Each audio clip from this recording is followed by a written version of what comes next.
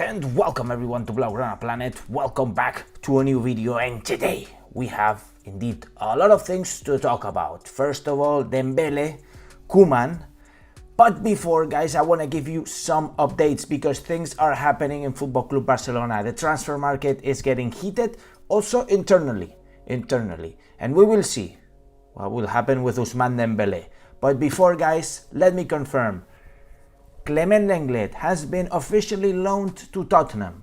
He will be having a clean loan, no purchase option, guys, no purchase option. And Tottenham will be paying a fee for the loan. They will be paying, I think it's 5 to 7 million. We don't know yet the amount, we are not sure. And they will pay most of his salaries, most of his wages. Okay, so good, I think it's good. We got Christensen, but let's remember that there is no purchase option. Therefore, next year we will see what will happen because we're gonna have an overbooking here in the center backs, and certainly Lenglet is gonna have to be departing. So that's it for Koeman Lenglet for Barcelona, at least for 1 year.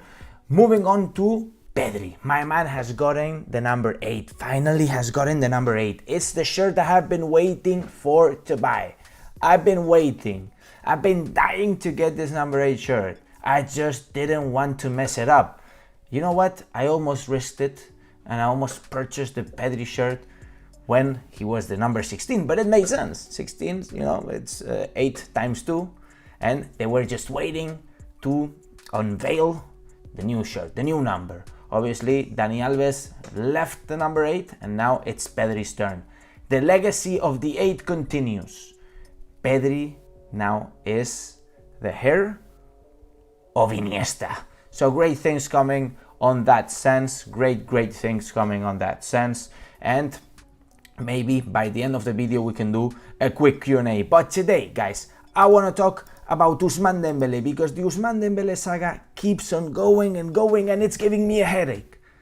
I swear, Ousmane Dembele, you have disrespected the club in such a way that, to be honest, I'm kind of surprised that Joan Laporta is still giving you a chance. Possibly because Xavi's desire of having you is making us get to this point. But right now, at this point, guys, we know Ousmane Dembele is not a Football Club Barcelona player anymore. But yet, he is the closest to renewing that he has ever been. There are no options left for Ousmane Dembele. It seems like Moussa Sissoko, the agent of Ousmane Dembele, has played poker and has bluffed everybody, but he has gotten caught. He lost the game. He lost all his chips in the poker game. And now Ousmane Dembele is left with no options but to renew with Football Club Barcelona at extreme conditions for them. And it's normal conditions for Football Club Barcelona, because let's remember that Joan Laporta has placed a new levels of salaries which are adequated, they're normalized to the overall situation. Big teams like Madrid, like Bayern Munich, like other big teams have normal salaries and have maybe a cap of 10, 12 million at maximum. Well, you know, here in Barcelona, thanks to Bartomeu, we had crazy wages, and Bartomeu would still be giving crazy wages even though we're bankrupt, I swear. And certainly Moussa Sissoko thought, and this guy, I honestly have to say, and I'm sorry to say this, but Moussa Sissoko, this man is completely lost and has put in Dembele in a situation of desperation. And Dembele, to be honest, change your agent because this guy is doing you no good at all. But it seems that Moussa Sissoko and Dembele are kind of similar persons, it seems. They're both not very smart, you know, they might be very rich, but not very smart. You know what they say? That you might be the smartest, but not the richest. Sometimes it is like that. In his case, it's just the other way around. But certainly there's still chances of him not renewing and leaving, because today Moussa Sissoko was in the offices of Inter de Milan. He went there to talk about apparently some other players that he manages, but hold on. because I am sure that Musa Sissoko is offering Ousmane Dembélé like if he was lollipops, because just looking for some money here and there. You really want money? This is not the place, Ousmane Dembélé. This is not the place. Moving on to Koeman, guys. And today we're speaking about viruses. Thank God we had the good news of Pedri. But it seems that Dembele, Koeman, viruses right now, because I'm surprised. And you know what? I respect the fact that he's a legend, Ronald Koeman. But sometimes the things that he says are out of this world. Today, Ronald Koeman, there was an event. It's called the Koeman Cup, and it's a charity event. And we saw Laporta there. There was also Pep Guardiola there. There were many famous people, important people from the club. It's a golf and paddle tournament. Well, thank you for raising funds, because it's funds for charity, for the Cruyff Foundation, for researching against cancer. Thank you for that. But maybe you can keep your mouth shut, Ronald Koeman. Maybe you can keep your mouth shut. Today he made some pretty unfortunate comments in regards of Bartomeu, right? Of course, Bartomeu signed him.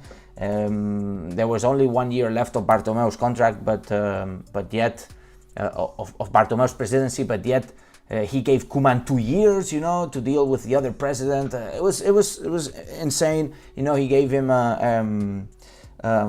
in case they broke the contract, Koeman could be getting around 13-14 million euro. That's what he got, by the way. And this is what Koeman said, because it seems that they are very good friends now that Ronald Koeman and Bartomeu are getting together pretty much. Not in the tournament, but maybe maybe they go for drinks together. I don't know. He literally said this: "I have always gotten along very well with Bartomeu. For me, he has been a very good president for this club. A very good president. Sure, he has done stuff, but he has won titles." He says, like the players are not there. The players, maybe it's the players that he inherited from Laporta's first mandate, whatever. "I don't know exactly what has happened in the recent years. It's an economic issue." Of course, you don't know. Still, you pocketed the 13-14 million euro. Koeman, well done. With him, Barca was at its best.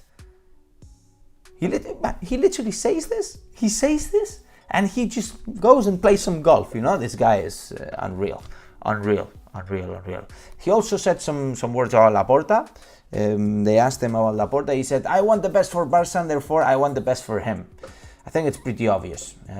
He doesn't want the best for Laporta, because you don't drop the line that "I want the best for Barca" before. He's still itchy. He's still itchy about what happened, and certainly, Ronald Koeman, my friend, you need to criticize yourself a little bit. Self-critic, I think it's important, and I think it's important for everybody. I do self-criticism a lot, and it helps me. Obviously, nobody's perfect in this world, and Koeman, you're not perfect, man. Your tactics were crap, let's be honest. Your tactics were really bad, guys. But this is all I wanted to tell you about today. So we got movements in the transfer market. Of course, we're waiting for the economic level of the TV rights to be triggered. Rafinha is very, very close. I'd say 99% done by now. As soon as we pull one of the new economic levers, we will be getting Rafinha into the team, and also I think that Lewandowski could be very close.